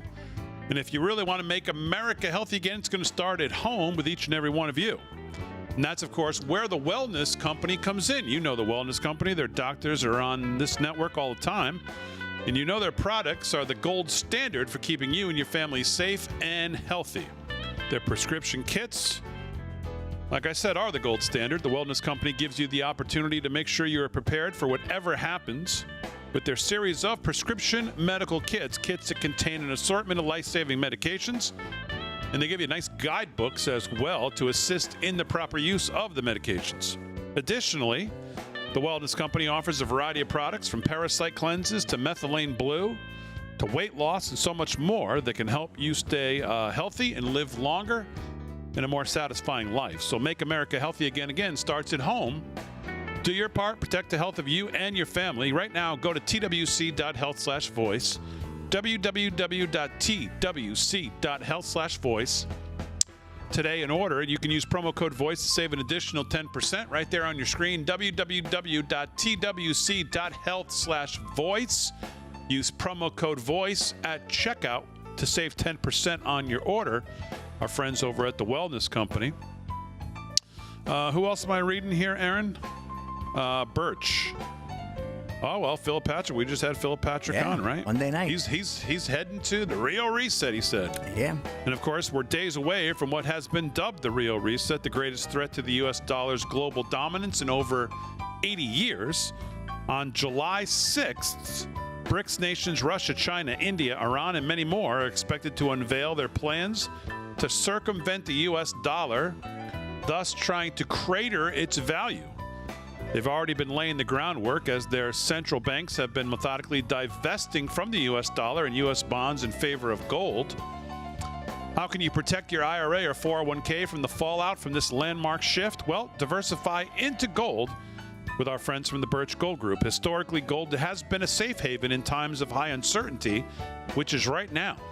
Get a free information kit on tax-sheltered gold IRAs by texting the word America to 989898. That's all you got to do. It's simple. Just text the word America on your mobile device. Send it to 989898. July 6th marks a monumental shift that's going to happen among nations that control 1/3 of the world's GDP. Arm yourself with information to diversify your retirement savings. Text America to the number 989898 and claim your free information kit from our friends at Birch Gold. All right, 20 minutes past the hour, live from Studio 6B. So your Democrat nominee for mayor got out to ABC 7 today. And here's a little part of that. You call yourself a democratic socialist. The word socialist, of course, has been vilified and used to attack you specifically. How do you define being a democratic socialist? What a question there from ABC 7. Oh, my God. What a question. The word socialist has been vilified. Really? Is that what we're going to call it? Like, oh, it's such a pleasant place to be, living in socialism. Socialism. It's been vilified. Yeah. And it's been used to target you. May I have more porridge, Papa? You call yourself at the city a democratic socialist. The word socialist, of course, has been vilified and used to attack you specifically. How do you define being a democratic socialist? I think of the words of Dr. King, who decades ago said, call it democracy or call it democratic socialism. There must be a better distribution of wealth for all of God's children in this country. There you go. And it gets to the heart of the matter, which is inequality. And my belief that every New Yorker should have what they need to live a dignified life. It shouldn't be something that they can be priced out of. And that's why at the heart of our campaign is this focus on freezing the rent for more than 2 million rent-stabilized tenants, making the slowest buses in the country fast and free. There are in the country about 1,200 people who are just wealthy beyond anything, right? And in 25 years ago, there were only about 40 of them. Now there are 1,200 people who are worth more than $1 billion and much more than that. That has to be addressed at some point because they're not paying the taxes that the rest of us are paying. Absolutely, and I think it gets to the heart of the matter, which is that there is enough money for a life of dignity for all people. It's just a question of whether we have the political will to ensure that that money is being spent on delivering that dignity. There you go. Bill Ritter, all in on democratic socialism as well, seemingly, at ABC 7. There was only 40. Now there's 1,200. And he says it like it's a bad thing. Bill Ritter. Hello? Hey, Bill. That's called capitalism. That's called making it. That's called upward mobility. That's what the country's founded on. That's what capitalism's all about. It's lifted more people out of poverty than anything else that's ever been presented in the universe, ever. Oh, there used to only be 40 billionaires. Now there's 1,200. This is terrible that people are actually doing well. Yeah, they should go to all 1,200 of those people, with an army and guns and steal all their money and then give it to us. Amazing, the thinking. What incentivizes anybody in a socialist world to innovate, to grow, to employ? The notion that these central planners think that they can control economies, they can distribute wealth equitably, it's the arrogance of this. Socialism was never done the right way. We're going to do it the right way. It is. It's a threat to the democracy. Why go out and work? Why for money when you can just take it from someone who you deem has too much? Yeah. Why go out and start a company, hire, make payroll, sign the checks, live the life of an entrepreneur, make something, make someone's life better by creating something? Right. So the guy who wants to work 70 hours a week, 80 hours a week, he wants to have breakfast, lunch, and dinner at his desk or out in the field to grind, to build something. Yeah. To build a legacy, and now he's unincentivized to now stay home because the government wants 80% of it, 90% of it. Bill Ritter, that has to be addressed here sometimes as well. It is just repugnant. What do you Again, expect? ABC. This is the tweet I said before. I read it. This is why, again, you can't share a country with these people. You can't share a state or a city for sure. You can't. It's not compatible. Yeah. That level of wanting to, it's just not compatible. Again, we believe in the individual. We believe in the individual liberty, individual rights, common law, the difference in good and evil. God-given rights. Knowing God-given rights, upward mobility, private property rights. We believe in the individual. We don't believe in groupthink. They demand conformity. It's socialism and conservatism, and it just doesn't. It's like the guy said, whoever it was I quoted before. I think it was Larry Summers. It's never worked anywhere else, and it is not going to work here. I don't care how nice they make it sound. I don't care how much of a smile he puts on his face when he says it. I don't care what kind of moron is asking the questions like Bill Ritter. The word socialism has been vilified and then used against you. You call yourself a democratic socialist, he says. Hello? You know, there's a Austrian economics book. It's Economics in One Lesson by Henry Hazlitt. Easy to read, simple. Every single kid in school should read that book because it's a simple approach to free market capitalism. It's not like reading Mises Institute and Frederick Hayek. They get pretty complicated. It's crazy what they teach the kids in school. They teach them that UBI is actually a good thing. It's very, very scary. All right, live from Studio 6B, more to do. We're back on a Wednesday right after this.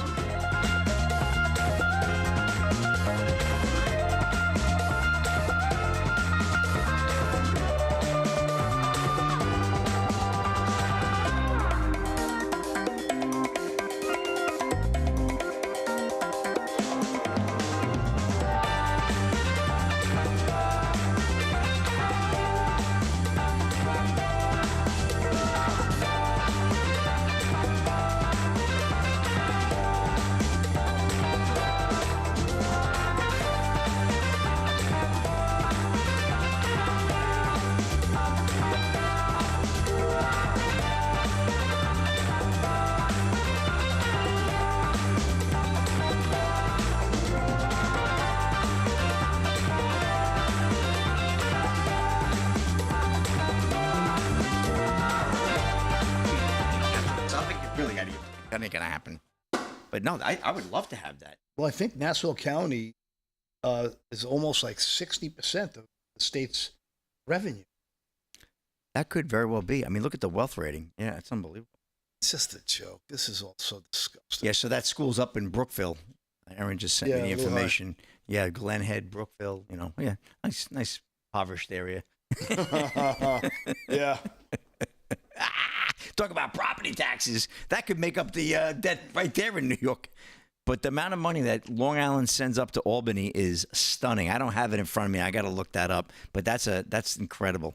I don't know if you saw Big Balls left Doge. Really? Yeah. You had a deflated ego? You see the Jasmine Crockett clip I sent? She's such a jackass. I can't believe she's at the top of the list. Yeah, we played a clip on her the other night. About Melania? No. This one else. here, she wants Melania deported. Oh. If you have that clip, we could play it. It's I could do that one there impeaching Trump. It'd be perfect. Yeah. Talk about being, witch hunts. People are crazy. They're not even crazy. They're beyond crazy. Yes, coming up. Yep. AMAC.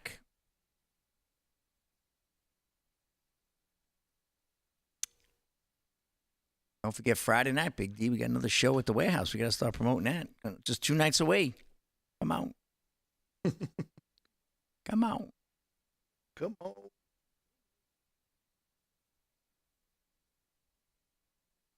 What's going on in chat? I haven't seen these super chats tonight. Guess I missed them.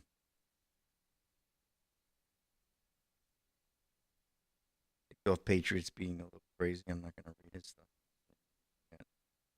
Talking about ghosts and stuff like that. That's a bad joke. Yeah.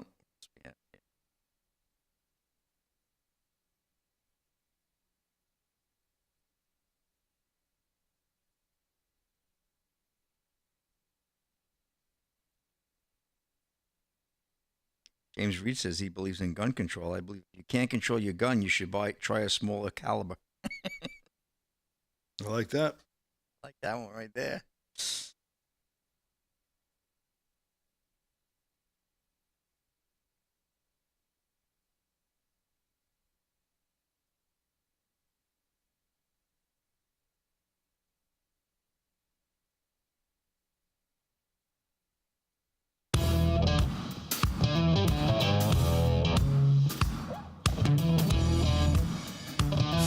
minutes past the hour, live from Studio 6B, Real America's Voice. You're right there, Slickster? Yeah, lost my mic there. And 1039 LI News Radio. And if you're listening on LI News Radio, remember Friday night, 2 nights from tonight, we will be live at the America First Warehouse. Yeah, come on down. So make sure you come on down to the America First Warehouse. It is a great time with a live audience. Free admission, right? Free admission. Beautiful. You know, it was have a great time. Boys will all be there. Kevin Downey Jr., Vinnie Mac, Slick Rick, Paul Nolan, Rick Delgado, Aaron and Fran. Pizza Friday. Pizza Friday. Man, it's a great time, and it's a lot of fun. So come on down. If you're listening on 1039 LI News Radio, come on down to the America First Warehouse in Ronkonkoma, New York. It's pretty easy to get to. Just put on your Apple Maps and say, take me to the America First Warehouse, and it'll take you right over there. So great time. Come on down there on a Friday night and have some fun with us. It really is a lot of fun. It's a blast. It really is. Yeah, Joe the Box, of course, running around with his American flag, waving it around. And you know what I love is when Joe the Box leads us in the Pledge of Allegiance. Yep. Very nice. He's one of the most He did it from the stage, I think, last week. He's one of the most patriotic people I've ever met. Who invited him up on the stage? I thought we had a stalker at first. No, it was Joe. Well, he owns the place. I mean, come on. He's lucky I didn't tackle him. So, I like it. I'd say it's nice. There's like 5 different guys who conceal carry there. So if any crazy lunatic tries to show up, well, don't get no funny ideas. Don't give away all our secrets, Paul. I like the deterrent factor. Let's do some news. Speaking of Mr. Nolan, who's sitting in tonight. Delgado's off, Kevin Downey Jr.'s off, but they'll be at the warehouse on Friday night. Let's do some headline news brought to you by our friends at Eternal Life Coin, eternallifecoin.com. What's going on? From Just the News, my good buddy, John Solomon. John, if you're out there, big shout out for my man. Hope you're doing well. Yeah. Trump administration has secretly launched an intensive vetting process for hundreds of foreign scientists brought into the United States from countries of concern like China, using visas procured with the help of the National Institute of Health and other federal agencies. Officials have told Just the News. So I don't know how secret this thing is launched. I'm telling you about it. But the review involving intelligence and security agencies began weeks ago over concerns prior administrations did not adequately vet the backgrounds of scientists or their ties to actors like China's military or the Communist Party.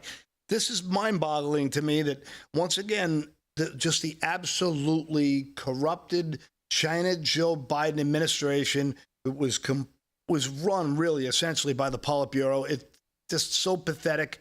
But the initiative has taken on additional urgency after 3 Chinese scientists were arrested in the last month trying to smuggle into America dangerous pathogens like fungi and roundworms capable of destroying crops.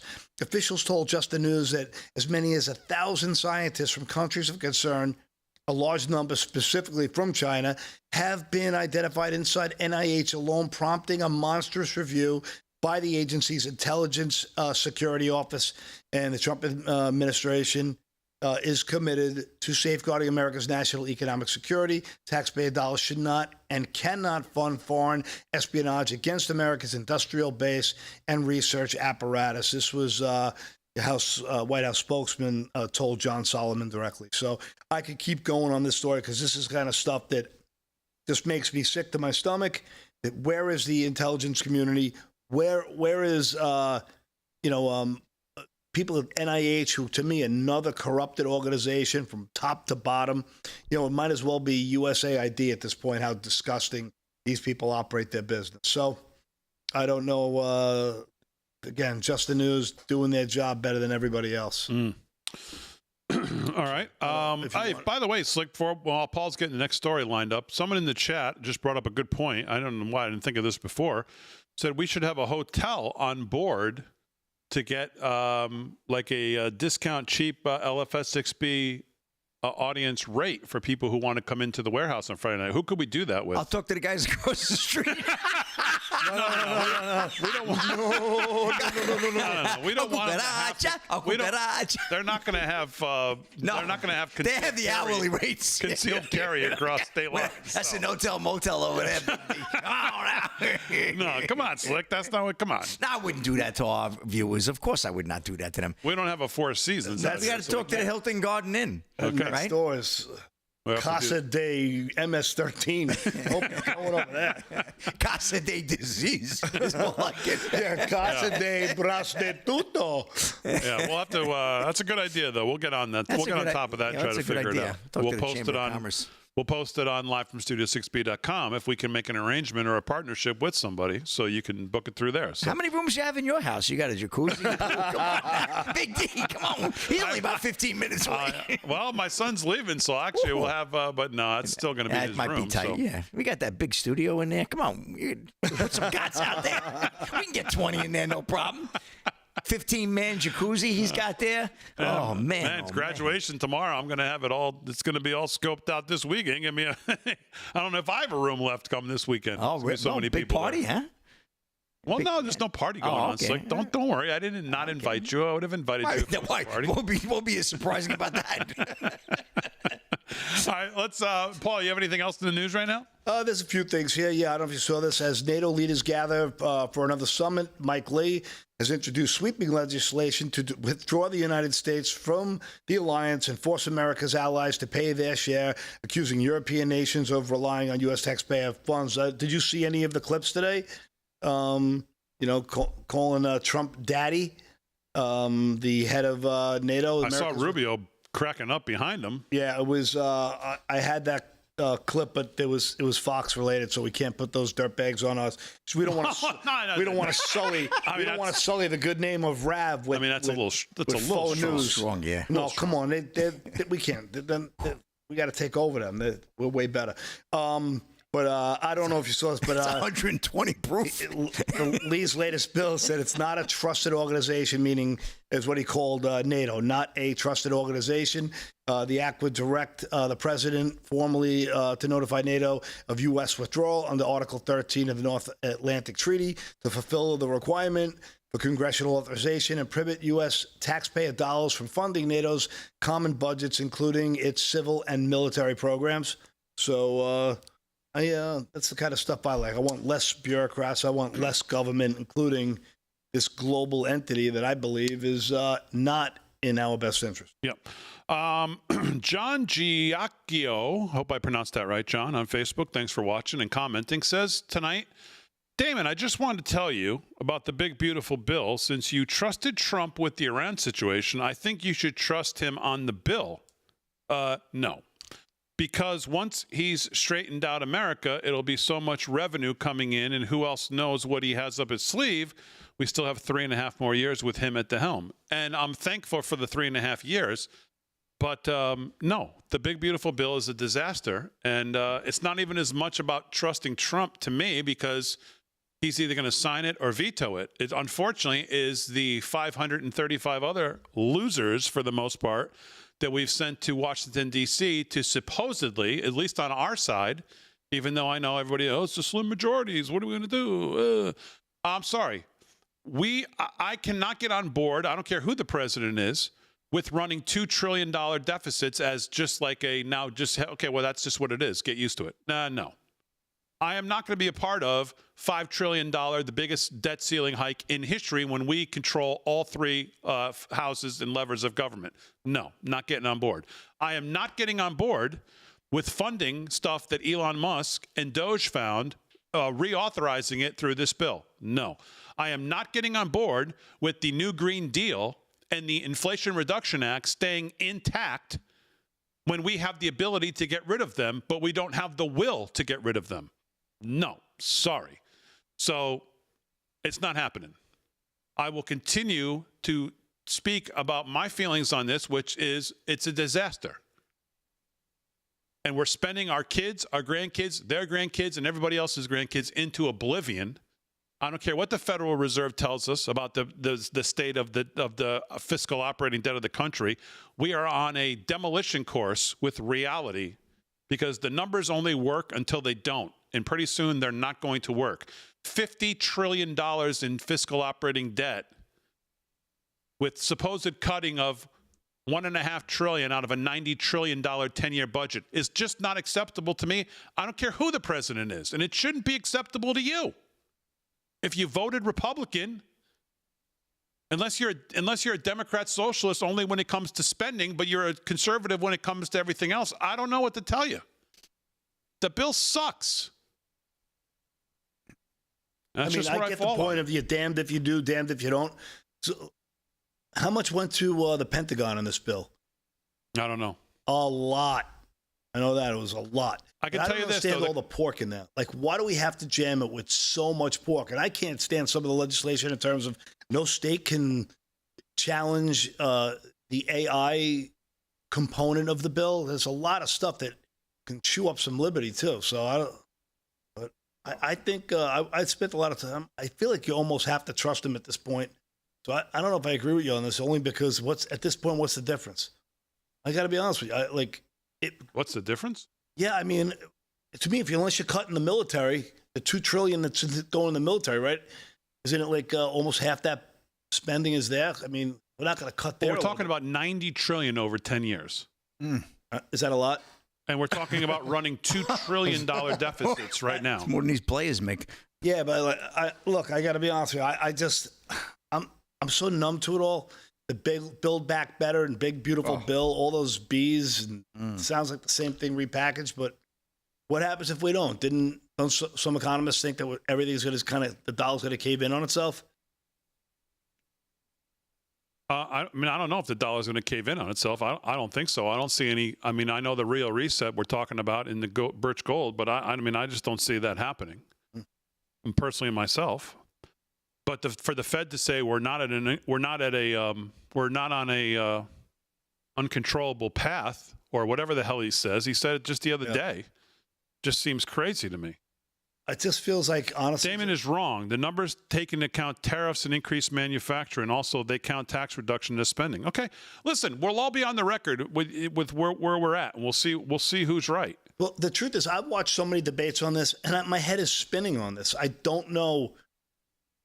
I don't know how anybody has a crystal ball to see what's going to happen to this economy over the next, 3, 4, 5, 7, 10 years. 2030, the Agenda 2030 is still on the table, and it's what's coming next somewhere along the line is digital currency. And you only have a number of times in history where you're going to control all three levers here to be able to make a real impact on the future spending of the country and the future debt that's going to be held by you. Right now is one of those moments. Absolutely. And quite frankly, in my estimation, we're squandering it with this bill. So if you don't think we're squandering it and you think it's great, that's fine too. You might end up being right. If you think we're going to grow our way out of it by taxing and tariffing, you might be right. I'm not one of them. All right, we'll wrap it up for a Wednesday night right after this.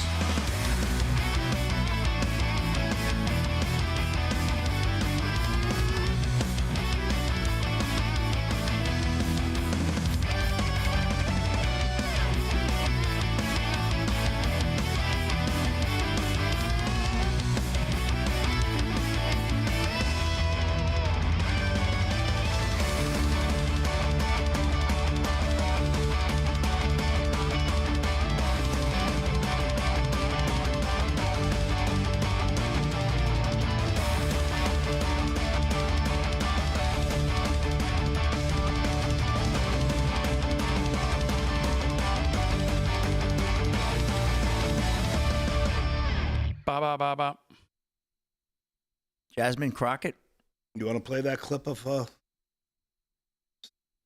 she's like, this girl went to charm school and finishing school. The math ain't mathin' about Melania.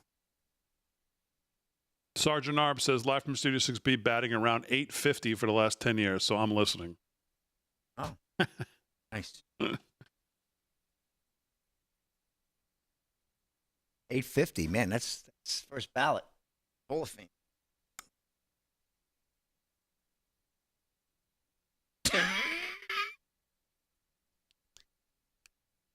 Well, somebody wants you to go back in the trunk. No idea. But with this system, it's not our issue. They either show or they don't. Who was it? No, not Drake Black. I don't know the new one here. What's the name? Looks like Florida, Rhode Island, Brat. Florida, FL. They could go jump off a. They could go like the Delgado clips. Hey, we're not going to put Paul in the trunk. We're going to spare him. Yeah, we got a 9 IQ jackass. What's the problem? I don't know. There's always a handful of crybabies who's so stupid. Who cares? Yeah, I think it's hysterical. He loves it. Slick loves it. Well, I get 1 million of them. What are you kidding me? That's somebody. You don't take any. You don't take any polarizing stances. Well, I don't. You don't have to. But I got to be honest with you. There's no one knows. I mean, do I want to? The spending is crazy. But wait, I do sports. That's pretty polarizing. I do the NFL. Oh, here's good news. A beige kid just got drafted. Does Team White Kid get them? Oh, UConn. Carter Bryant. He's so rich. He's one of Big D's guys. He's so poor he couldn't afford a shirt. Carter Bryant from UConn? Never heard of him. Wow. No, he's from Arizona. I thought he was from UConn. I just saw UConn. No. Never heard of him. I like that suit. Get a shirt. Well, he don't need more. What else he need a shirt for? Come on. Do you think he's P. Diddy? I hope he doesn't think that.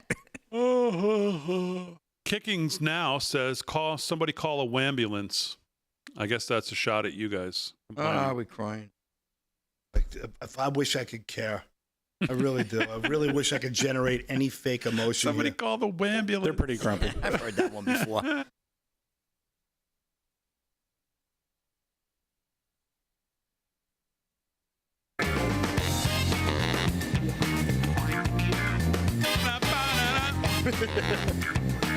$13 to the hour, live from Studio 6B on a Wednesday. Real America's Voice, 103.9 LI News Radio. If you're listening on 103.9, make sure you come down to the America First Warehouse on Friday night. Nice. Doors open at 7:25. Show starts at 8. We take the stage around 7:50. Harry on the Highway takes the stage at 7:45. That's 5 minutes of your life you won't get back. But then we hit the stage at 7:50.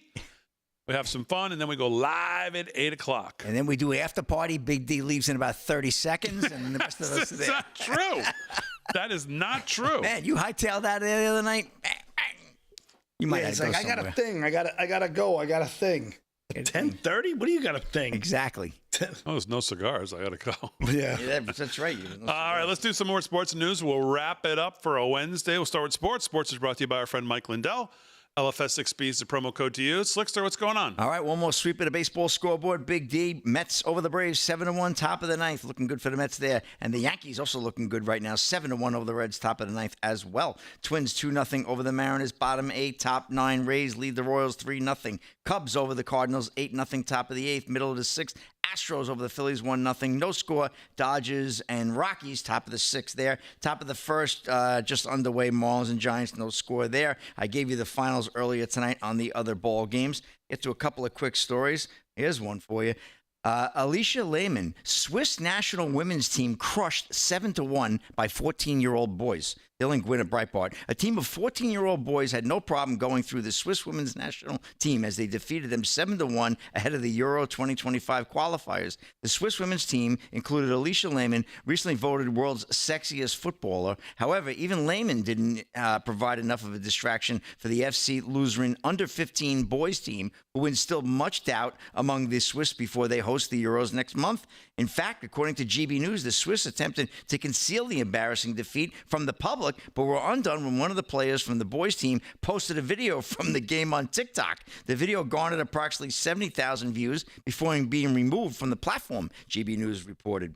One possible consolation for the Swiss women is that they played 26 players, far higher than the norm throughout the game. For example, the team's third-string goalie, Nadine Bohe, also saw considerable playing time. So it's entirely probable they would not have yielded 7 goals in a contest where they played only their best players. The Swiss women have played 2 other U15 boys teams during the tune-up for the Euro 2025. They lost to FC Solothurn by a final score of 2-1, but managed to defeat FC Biel by the same score. I gotta tell you, those 14, 15-year-old kids, they can play. I mean, so that's quite the challenge that they were up for. But very interesting there. I thought that was kind of entertaining myself, but just the same. And, well, one more story. Well, kind of a sad story a little bit. Fan banned indefinitely after making derogatory comments about Diamondbacks star late mother, sources say. Ketel Marte sobbed on the field in response to the remarks. Ryan Canfield of Fox News. The fan who yelled derogatory comments about Arizona Diamondbacks star Ketel Marte's mother during the team's 4-1 win over the Chicago White Sox at Wright Field Tuesday is banned indefinitely from all MLB ballparks, a source confirmed to Fox News Digital. The 22-year-old fan admitted to taunting Marte and was remorseful, according to ESPN. Marte, 31, was left in tears after the fan yelled derogatory comments about his late mother, Epelita Valdez, who died in a car crash in the Dominican Republic in 2017. We commended the White Sox for taking immediate action and removing the fan. MLB said in a statement to Fox News Digital, MLB did not comment on what the fan told Marte when asked by Fox News Digital. So terrible, man. These fans, they just take it too far and too much, and I'm glad to see the MLB taking action. Speaking of taking it too far, did you see the story about Matt Gaetz on the plane? No. It says some punk decides that he's going to talk a screenshot as he was sitting behind him in a row. And Gaetz was sitting, I guess, on a flight somewhere, and he was talking to his mom. Yeah. Whether it was on the phone or on text, and some punk behind him decided he was going to try to shoot the screen and then reported on it or something on social media. What a punk! A punk. Yeah, smack the daylights out of that kid. That's it. And by the way, I only bring that up because I actually read the story, and the story of Gaetz' mom is pretty funny in the story. Boy, Gaetz. She was really going to bat for President Trump. Yeah. Telling her son, hey, you lay off there, pal. Oh, that's good. That's funny. So, but no, I mean, come on. That's just ridiculous. I mean, that's so ridiculous. And Matt Gaetz got pretty railroaded. There's a lot of evidence. There was a lot of just, smear campaigns about the child crap and the father nailing the lion. He just, he got railroaded too. So he sitting behind him on a plane, and you I mean, come on. So any news about him, it's when he. That's a wrap for me, Big D. All right, Slick, very good. Sports brought to you by Mike Lindell. LFS6B is the promo code to use. Paul, you got anything else in the news that we haven't covered? Well, you want to play this clip of this moron, huh? I just think it was funny, but we don't have to do it if you don't. Yeah, I got it right here. It's just so stupid. Is this from today? And then on a high note. Here's the Democrats' front runner to be the nominee in 2028, Jasmine Crockett today. Here's what she had to say. Since we're talking about integrity, I'm confused as to why my Republican colleagues aren't talking about the lack of integrity when it comes to the president's family's visas. Let me remind y'all that Melania, the First Lady, a model, and when I say model, I'm not talking about Tyra Banks, Cindy Crawford, or Naomi Campbell applied for and was given an EB-1 visa. Yeah, you're right. She's way, way heads and tails above all three of them. You're absolutely right that you're not even close. When I say model, I'm not talking about Tyra Banks, Cindy Crawford, or Naomi Campbell applied for and was given an EB-1 visa. Right in the middle. And what that stands for is an Einstein visa. Now, y'all that don't know, let me tell you how you receive an Einstein visa. You're supposed to have some sort of significant achievement, like being awarded a Nobel Peace Prize or a Pulitzer, being an Olympic medalist, or having other sustained achievements. Can I blow up my own clips here, Aaron? How do I do that? I don't have the bomb. Can you? No, you can't blow I watched this clip. Watch it in a second time. It's even more Aaron, painful. Go ahead. It didn't work. Yeah, I can't blow up my own clip. There you go. Earlier the show would have had any energy. That was a delayed new. Funny to make fun of her. This girl went to finishing school. I mean, the thing is, though, I don't really want to make fun of her because I would love her to be the nominee and AOC to be her running mate. Yeah, my God. In 2028, AOC +3. Oh, boy. As the president. One of my favorite new things the president is doing is is referring to Chuck Schumer as our first Palestinian senator. Have you seen this? He calls Schumer the washed-up Palestinian senator. Didn't Chucky get rushed to the hospital or something today? Yeah, dehydration, I heard. Yeah, Trump's sucking the life out of him. He keeps hammering him, that's why. That's it. So I know you like that suit. That's a straight-up sequence. Oh, that's beautiful. I know. Beautiful. So one last thing before we go, and I don't have time to do the whole thing, but, again, whether you like the big, beautiful bill, whether you don't like it, whether you think the whole thing stinks, whether you think part of it stinks, everybody will make their own determination. The one thing we all did, and we all know for sure, is we voted for President Trump. We did not vote for some non-elected person like the great Wizard of Oz behind the curtain that we all can't see. And as Daniel Horowitz says today over at The Blaze, the GOP holds the gavel, Trump holds the mandate, the parliamentarian holds, well, nothing. So why are the Republicans acting like she runs the Senate? Righto. And what's the reason they're doing that? So we don't have time to get into this tonight, but it is a good look into the current state of your Republican Party. And why are they? Why are they doing this? And are they looking at it as, well, it's almost running cover for us in trying to justify why we're leaving all the crap in this bill?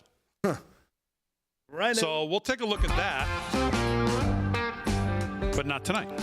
Right now, I want to tell you that, as always, we salute our military, active and active, police, firefighters, first responders, EMTs, everybody on the front lines protecting us. Thanks, everybody on the show. Aaron Frank, great job as always. I'll see you Friday at the America First Warehouse. The boys will see you tomorrow night here. I'll be at graduation. Have a great night, though. We'll see you tomorrow night right here live from Studio 6B.